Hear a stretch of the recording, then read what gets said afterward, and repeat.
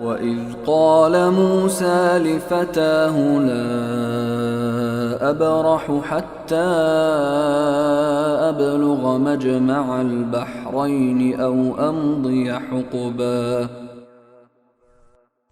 اور اس وقت کا ذکر سنو جب موسیٰ نے اپنے نوجوان شاگرد سے کہا تھا کہ میں اس وقت تک اپنا سفر جاری رکھوں گا جب تک 2 سمندروں کے سنگم پر نہ پہنچ جاؤں، ورنہ برسوں چلتا رہوں گا۔ فَلَمَّا بَلَغَا مَجْمَعَ بَيْنِهِمَا نَسِيَا حُوتَهُمَا فَاتَّخَذَ سَبِيلَهُ فِي الْبَحْرِ سَرَبًا۔ چنانچہ جب وہ ان کے سنگم پر پہنچے تو دونوں اپنی مچھلی کو بھول گئے اور اس نے سمندر میں ایک سرنگ کی طرح کا راستہ بنا لیا۔